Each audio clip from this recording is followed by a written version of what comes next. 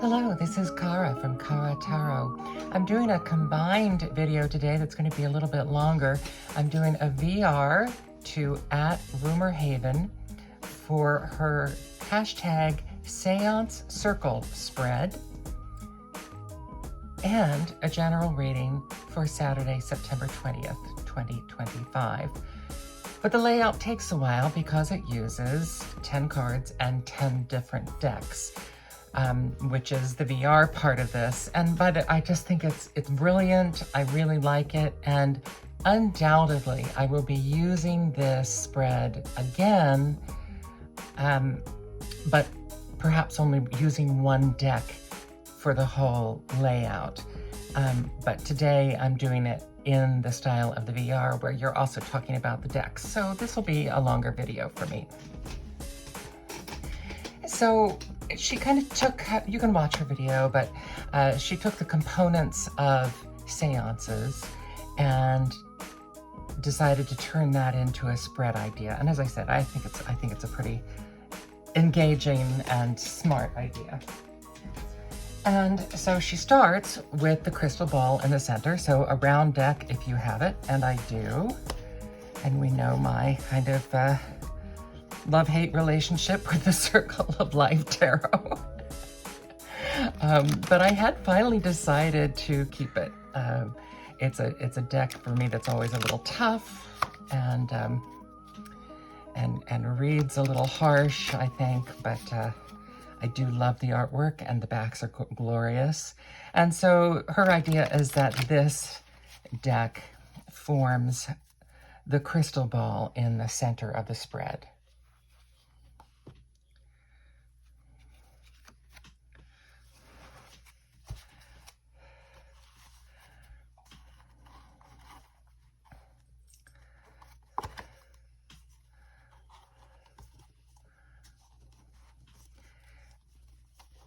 And there we go. Lovely box, hard to get the cards back into it. The second item, so let me get this in the center now. The second card is the candle.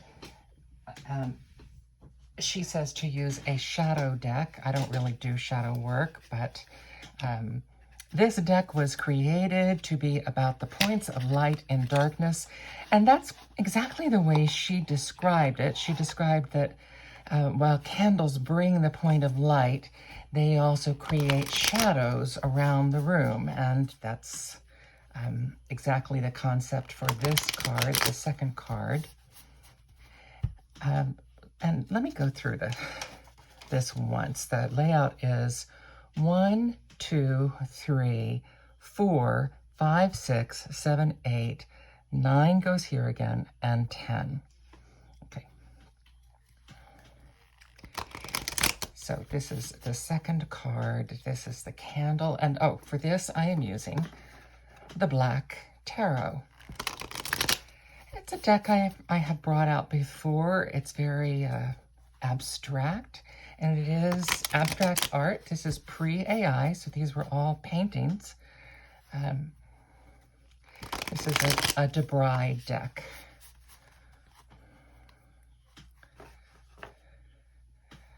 I think I'm going to do most of mine by spread because it's just faster to do them that way. So that's the candle.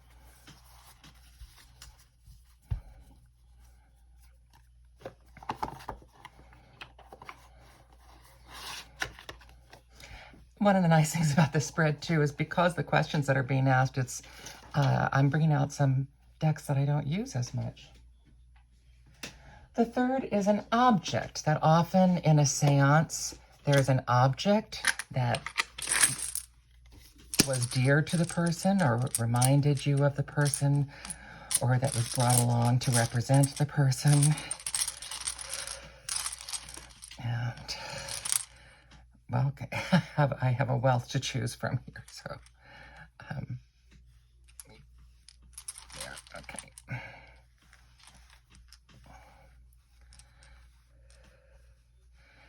And that is going to be what I use.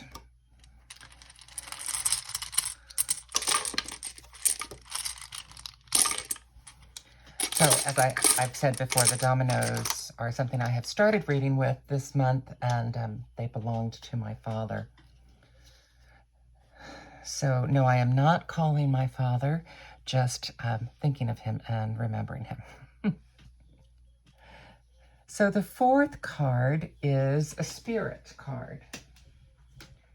And she said that this could be an angel deck or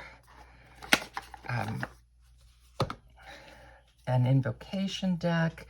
It could be something that you feel represents the elements. So of course I'm using I still refer to this as my favorite deck, the Influence of the Angels Tarot. And I would especially use it in this layout anyway, because this deck introduced itself to me as the Chariot and a guardian of me in my deck interview.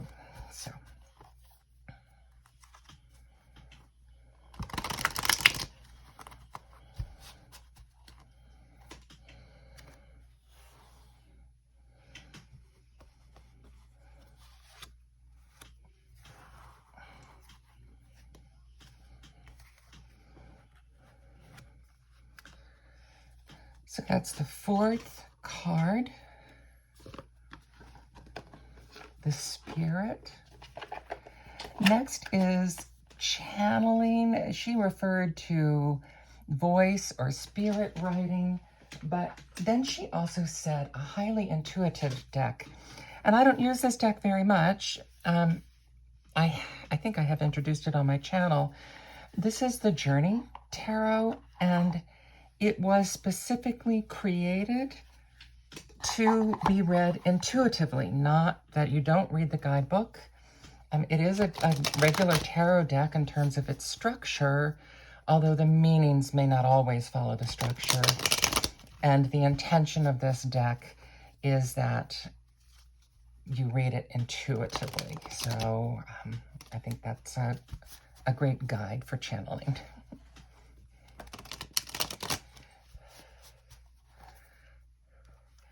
And the fact that I don't know this deck as well would mean also that I am automatically reading it more intuitively.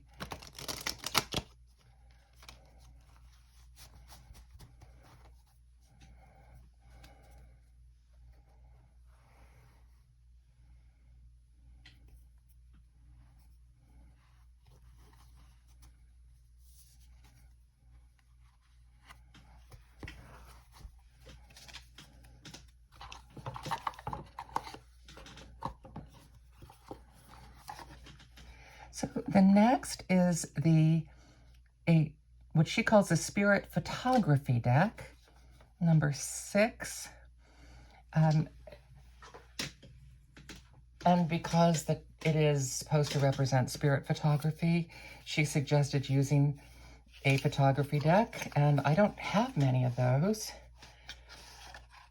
And the one that came to my mind right away is one that I have spoken about being a bit problematic for me in terms of the imagery is very difficult for me. The Drowning World, a very slippery deck too, by the way. I guess that makes sense. If you're drowning, things are slipping away from you.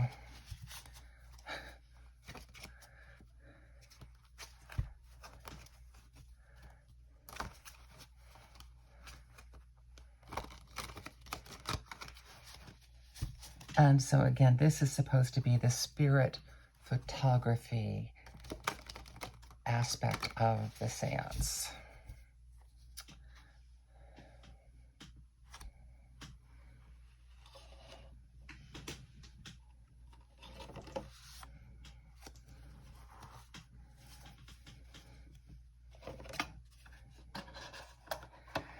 Next is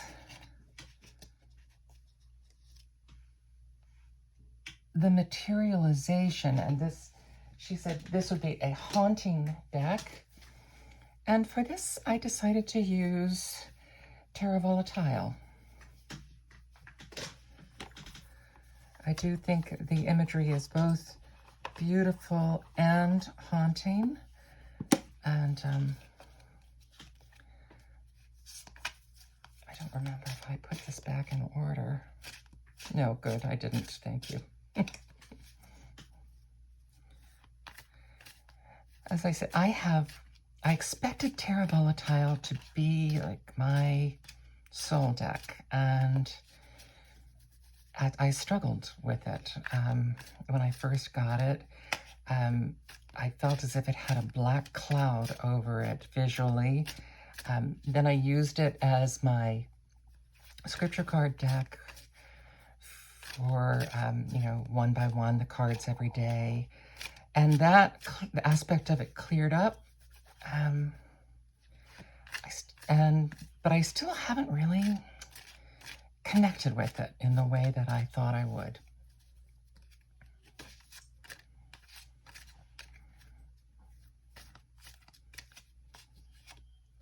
Well, here you are, you're sticking out. So, wait, where does that go? The materialization goes up there.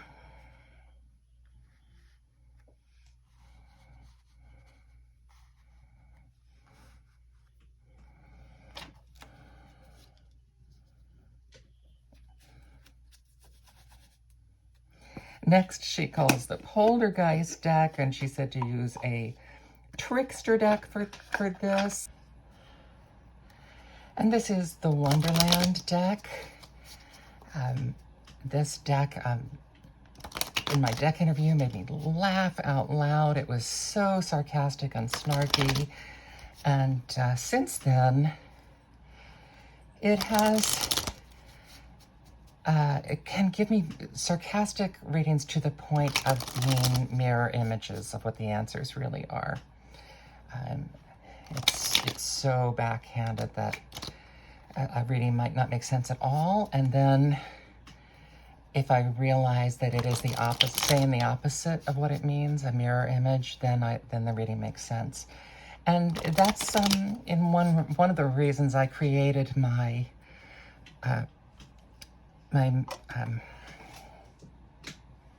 Wonderland spread, because one part of it is supposed to be read the opposite of the way the cards show up.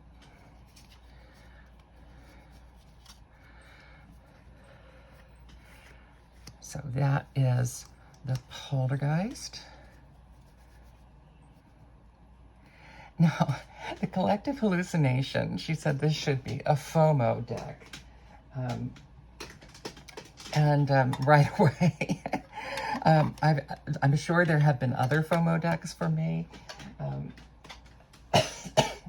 but this is the most recent where I saw other people were getting it, and I had just missed the Kickstarter deadline, and then I was able to get it.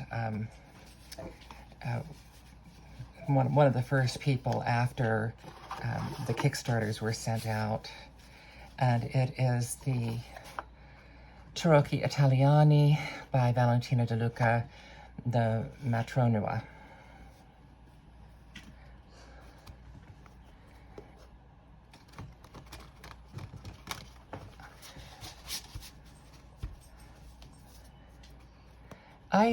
Speaking of Italian, to sing it, and having studied Shakespeare, my understanding is that Padua is pronounced Padua, not Padua.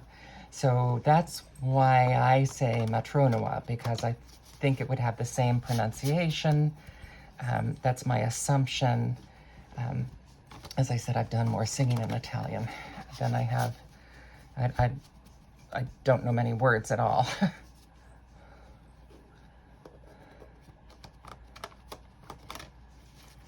So maybe if there's somebody out there who speaks Italian who could phonetically say yay or nay to the way I've been saying it. So this is the Collective Hallucination deck. Anyway.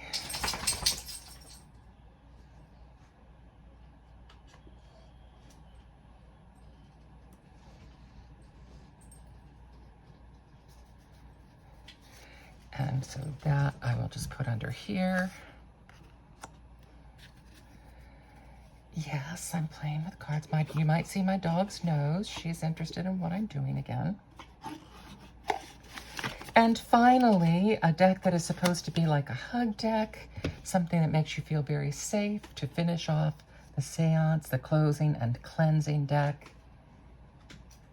And I decided to use my Winnie the Pooh Majors Only deck. I will sometimes use this with my Winnie the Pooh, Wisdom of Pooh deck. I'll often use them together, but this is, I thought, would be a time when I would actually use just this on its own. Yes.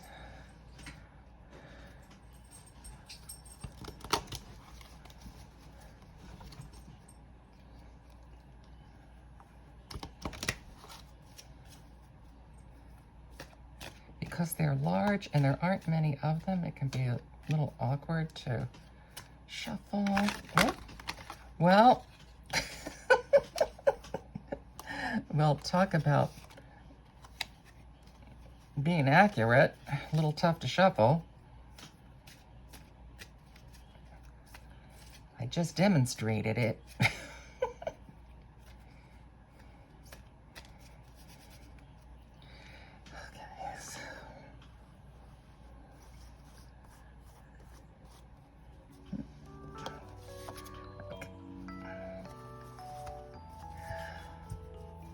Okay, so that was, you know, I didn't show the decks as I was going through. That would have made this interminable, I think, to go through 10 decks and then do more with it.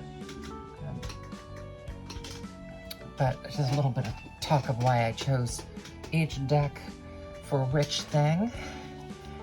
And so now we're getting to the general reading portion. So I shall start.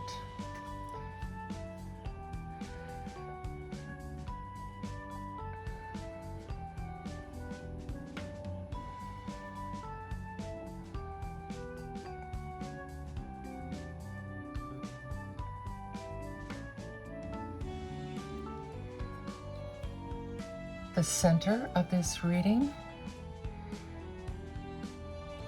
is the Queen of Wands. One of my identifiers. So the Queen of Wands in this, as you see, is part centaur. And she has some kind of lizard riding on her back. And this spray of a branch that almost looks as if it's decorated. It's so beautiful. So here we have beauty and also this magical element. And she appears to be kind of inside of a cave. The candle that both lights and is darkness is the Four of Cups. And there we are, stretched, our consciousness stretched between four ideas that are opposing each other, attenuated in a way that makes us feel like we're not even human. That's often, this card to me is more about meditation than it is about depression. Although it could be like the meditation leading into depression. There are 4 points of light here, and then there are also additional points of light above, well, at the rim of each cup. That's what it is. The cup rim flares out, and then we have, so light is available to us, but we're not sure which one to reach out to, which is often the case of in that card, is that not seeing what's right and available to you, or not being able to reach what's available to you. The object that we have is the domino. Oh, it is that one, okay. This is going from this would normally be considered a loss, going from instability to blank. But the redeeming virtue of this is that this instability is being very off-kilter. 3 is probably the most off-kilter in the dominoes set. And this being self-reliance, so that however you respond to this is entirely up to you. And as we all know, you have the choice to make this the best it can be. As I was just, because this was my father's domino set, I was thinking, he used to say this phrase, which I think he thought, no, it's going to sound like one thing, but it's not, because he was in many ways very innocent. He said, you have your own pants to get glad in. And so just meaning, it's up to you as you want to be happy. So the spirit that's here over the entire spread here is wonderful. The spirit of generosity, the spirit, and so that's in the midst of this creativity and stirring up a cauldron and not quite sure and being left to your own devices. The thing that infuses this is your spirit of generosity, the angel of generosity that infuses your ability to give to others.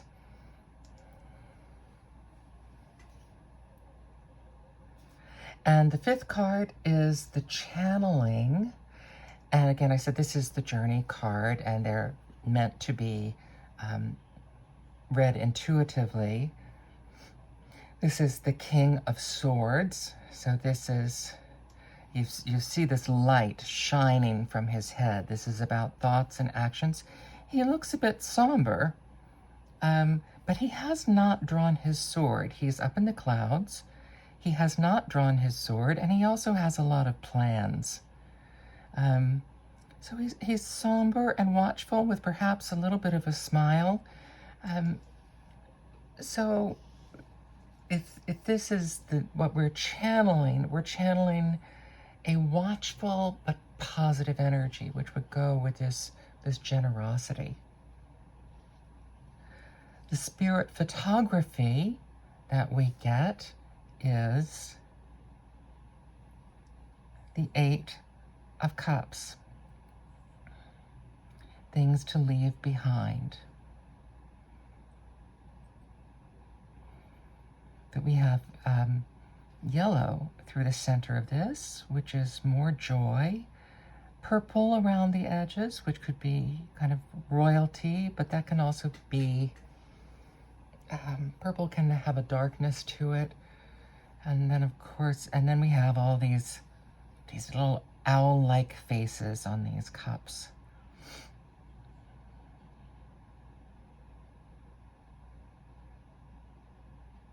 The things that we want to leave behind are the opinions of others. It doesn't matter how they look at us. We have to be able to blossom through the middle of that on our own. The materialization.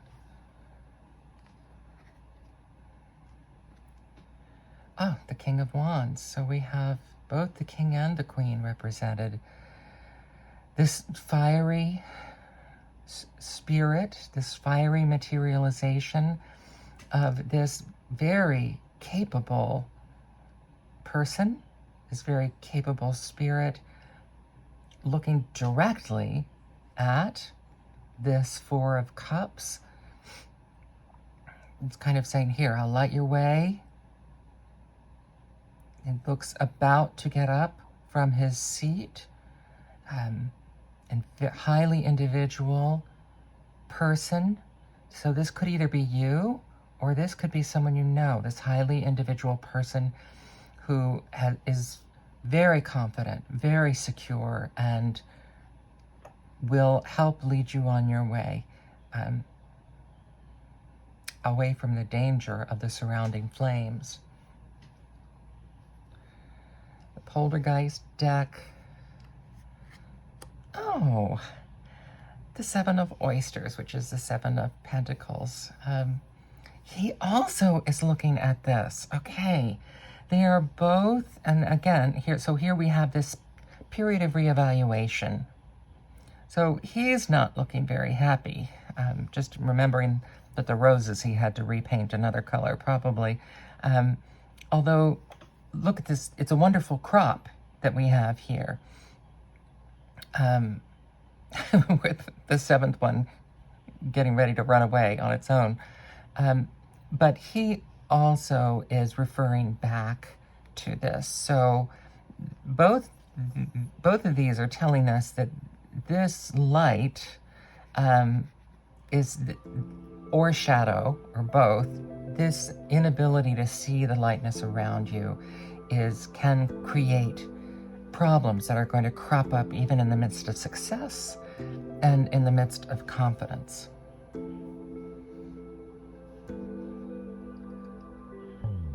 The collective hallucination is, this is the third day in a row that I have gotten the Chariot. And here we have a glorious Chariot, which is you. You are the Chariot, being driven here by horses of a different color. And this is, it's both. You are the Chariot, and you are the driver, and you are the Chariot. Notice he doesn't have reins, so this is being driven by force of will, by strength of personality. This same strength of personality that helps you make the best of any situation that you're in. And finally, your closing and clearing card. Oh, wow. The sun.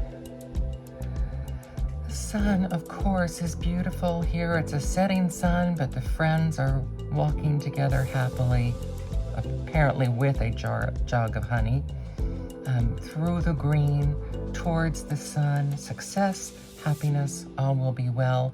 And the quote here is, "When you wake up in the morning, Pooh," said Piglet at last, "what's the first thing you say to yourself?"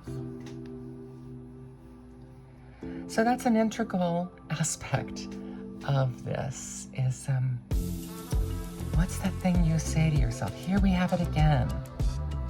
Here we have it again. Remembering your generosity, your courage, your ability to plan, leaving behind what others say to you, and relying on your own internal vision and communication and your own creative force.